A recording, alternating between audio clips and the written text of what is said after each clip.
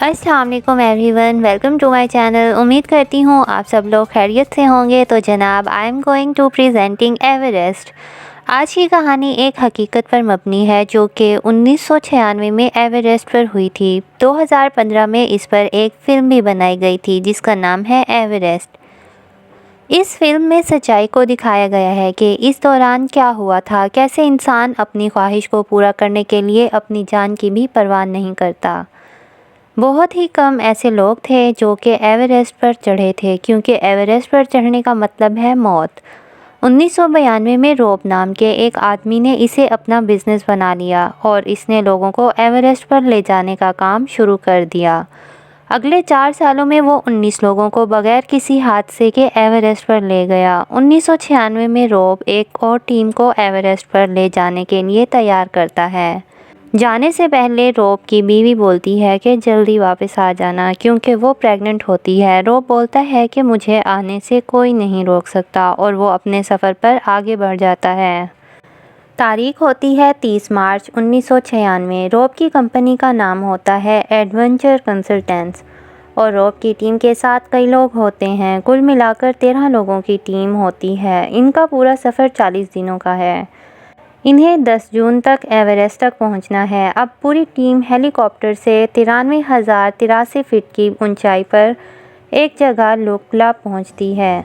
इसके बाद सब वहां से आगे पैदल जाते हैं और 17,600 फीट की ऊंचाई पर अपने बेस कैंप तक पहुंच जाते हैं।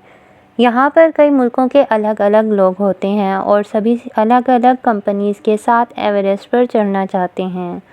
23 अप्रैल को ये पूरी टीम 21,300 फीट की ऊंचाई पर चढ़ जाती है और यहाँ ऑक्सीजन कम होती है। यहाँ पर एक कैंप होता है, सब यहाँ रुकते हैं और ऑक्सीजन भी लेते हैं। दरअसल जो कंपनीज़ इन्हें एवरेस्ट पर ले जा रही होती हैं उन्होंने अलग अलग चोटियों पर कैंप लगाए होते हैं ताकि इन्हें आराम मिल सके। अब यहाँ से आगे का सफ़र इतना आसान नहीं है, क्योंकि अब ऑक्सीजन कम हो रही है। पहाड़ की चढ़ाई बिल्कुल सीधी और ख़तरनाक होती है। ये वो जगह है जहाँ पर आप बादलों के साथ रहते हैं। यहाँ पर आने वालों की आसानी के लिए सभी कंपनीज़ ने मिलकर रस्सियाँ लगाई होती हैं ताकि उन्हें ऊपर जाने में आसानी हो सके, क्योंकि बगैर रस्सियों के आम आदमी एवरेस्ट पर नहीं चढ़ सकता। फिर भी ये इतना आसान नहीं है, क्योंकि वहाँ का मौसम और ऑक्सीजन की कमी इंसान को आहिस्ता आहिस्ता मारना शुरू कर देती है। अब सब आगे बढ़ते हैं, जहाँ पर पहाड़ चढ़ते हुए इन्हें बहुत परेशानी होती है। इन्हें सांस लेने में परेशानी हो रही होती है। फिर भी ये सब आगे बढ़ते रहते हैं और 24,000 फीट ऊपर पहाड़ पर चढ़ जाते हैं। अब नीचे कैंप से हेलन, जो कि रॉब की टीम में होती है, रॉब को मौसम की जानकारी देती है कि मौसम तेज़ी से बदल रहा है और मौसम ने अपना रास्ता भी बदल लिया है। लेकिन अगर ये उत्तर की तरफ नहीं गया तो 11 तारीख को बहुत बर्बादी हो सकती है। रॉब बोलता है कि यहाँ कोई मौसम नहीं होता, पहाड़ अपना रास्ता खुद बनाते हैं। इसके बाद वो अपनी टीम के साथ आगे बढ़ना शुरू कर देते हैं, जहाँ हवा बहुत तेज़ होती है और एक कदम भी आगे बढ़ पाना मुश्किल हो जाता है।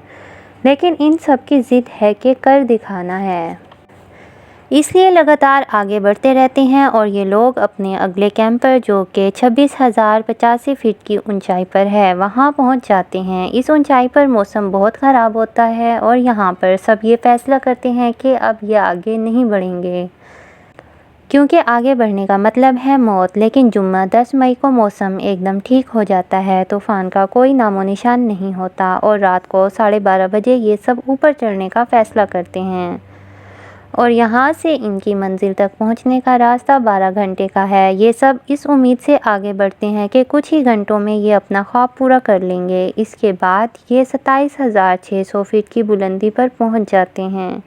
यहाँ पर इनकी टीम में मौजूद एक बैक नामी आदमी की आंखों का मसला होता है। इसे धुंधला दिखाई देने लगता है, क्योंकि कुछ ही साल पहले इसकी आंखों की सर्जरी हुई थी।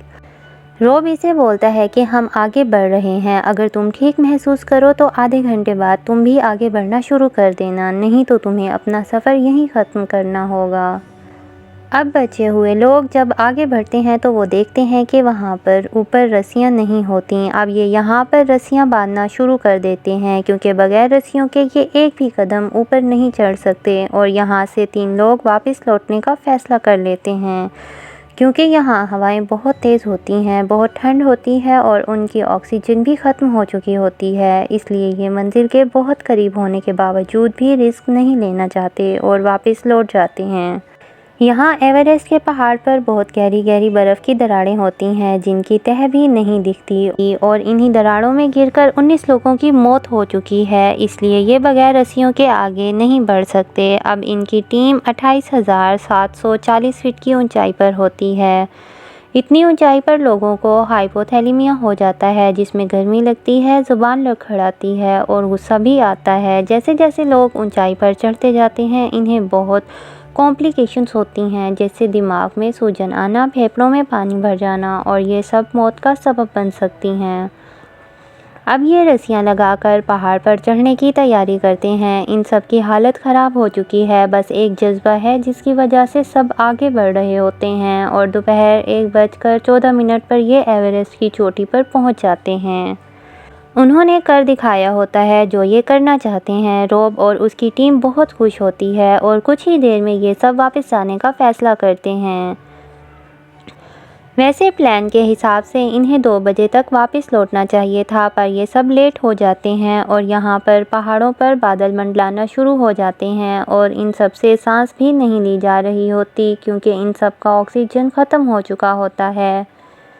रॉब कैंप से कांटेक्ट करता है और बताता है कि ऑक्सीजन ख़त्म हो चुका है, अब सब वापस लौटना शुरू कर रहे हैं। अब ये थोड़ा सा नीचे आए होते हैं कि तभी इनकी टीम का डग नामी आदमी आ रहा होता है। रॉब इसे मना करता है लेकिन वो कहता है कि आज अगर वो नहीं गया तो दोबारा कभी नहीं आ पाएगा और रॉब इसे बड़ी मुश्किल से ऊपर ले जाता है। डग की हालत ख़राब होती है लेकिन वो एवरेस्ट की चोटी पर पहुंच जाते हैं। जब वो यहाँ से नीचे उतरना शुरू करते हैं डग की हालत बहुत ख़राब हो चुकी होती है, वो लगभग बेहोशी की हालत में होता है।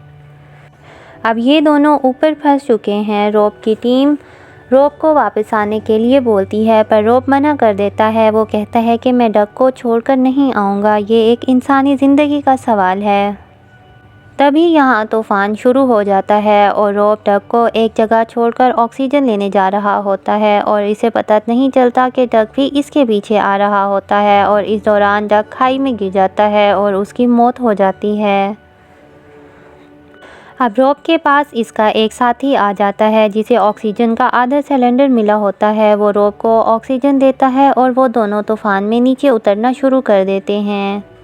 अब सुबह के 5 बज जाते हैं और आज दिन होता है 11 मई का। रॉब के साथ जो उसका दूसरा साथी होता है, ठंड से उसकी हालत काफ़ी ख़राब होती है और जब रॉब खुद बेहोशी की हालत में होता है तो उसका साथी अपनी जैकेट उतार देता है और बोलता है कि बहुत गर्मी हो रही है और पहाड़ से नीचे स्लाइड कर जाता है। अब कैंप से इनका राब्ता पूरी तरह से टूट चुका होता है, पर तूफ़ान के बंद होने के बाद रॉब का फ़ोन आता है और वो बोलता है कि मैं हिल नहीं पा रहा हूँ क्योंकि उसके हाथ पैर जम चुके होते हैं। वो इन्हें कहता है कि मुझे मदद चाहिए। वो लोग रॉब से कहते हैं कि तुम्हें किसी भी तरह नीचे आना होगा क्योंकि वहाँ ऊपर अभी भी बहुत तेज़ हवाएं होती हैं, पर रॉब बोलता है कि मैं नहीं आ पाऊँगा। उसके बाद उनका कनेक्शन कट जाता है। अब ये लोग रॉब की वाइफ को कॉल करने का फ़ैसला करते हैं ताकि उसका फ़ोन सेटेलाइट के पास रखकर वो रॉब से उसकी बात करवा सके। यूँ उसकी बीवी की आवाज़ से इसे हिम्मत मिलेगी। वो ऐसा ही करते हैं। वो रॉब और उसकी वाइफ की बात करवाते हैं। रॉब की वाइफ कहती है कि तुम्हें चलते रहना होगा क्योंकि कुछ ही देर में धूप निकल आएगी। रॉब को वहाँ पर बहुत मुश्किल हो रही होती है क्योंकि वहाँ पर हवाएं बहुत तेज़ होती हैं और बग़ैर ऑक्सीजन के सांस लेने में काफ़ी तकलीफ़ हो रही होती है। रॉब बोलता है कि मेरे हाथ पैर जम चुके हैं। इसकी बीवी बोलती है कि तुम्हें चलना होगा, ब्लड सर्कुलेशन रुकना नहीं चाहिए। उसके बाद रॉब वहाँ से उठने की कोशिश करता है। रॉब को बचाने के लिए गए हुए लोग ऊपर नहीं जा पाते क्योंकि वहाँ हवाएं तेज़ होती हैं और उन्हें वापस लौटना पड़ता है। ये बात रॉब को बता देते हैं। रॉब बोलता है कि मुझे एक और रात यहाँ पर रुकना पड़ेगा क्योंकि वो वहाँ से अकेला नहीं निकल सकता। रॉब की बीवी इससे बात करने के लिए कहती है। वो रॉब से कहती है कि तुम्हें घर आना होगा। रॉब अपनी बीवी से कहता है कि मैं सारा से नहीं मिल पाऊँगा। इसकी वाइफ के पेट में जो बच्चा होता है वो एक लड़की होती है और रॉब ने पहले ही इसका नाम सारा रख दिया होता है। रॉब बोलता है कि मुझे माफ़ कर देना, मैं इससे नहीं मिल पाऊँगा। रोब अपनी बीवी से कहता है कि मैं सारा से नहीं मिल पाऊंगा। इसकी वाइफ के पेट में जो बच्चा होता है वो एक लड़की होती है और रोब ने पहले ही इसका नाम सारा रख दिया होता है। रोब बोलता है कि मुझे माफ़ कर देना, मैं इससे नहीं मिल पाऊंगा, क्योंकि रोब समझ जाता है कि वो यहाँ से नहीं निकल पाएगा और ये इसका आखिरी वक्त है। रोब की बीवी कहती है कि तुम ऐसा मत कहो, क्योंकि तुम ऐसे हार नहीं मान सकते।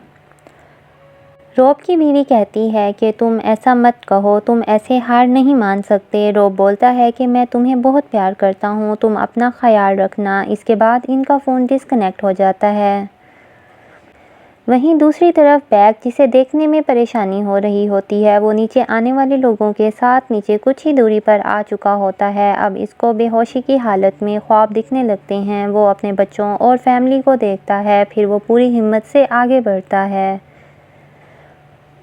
और नीचे कैंप तक पहुंच जाता है, जहां और भी लोग होते हैं, लेकिन इसकी हालत बहुत ख़राब होती है। अगर इसे मेडिकल हेल्प नहीं मिली तो वो मर जाएगा।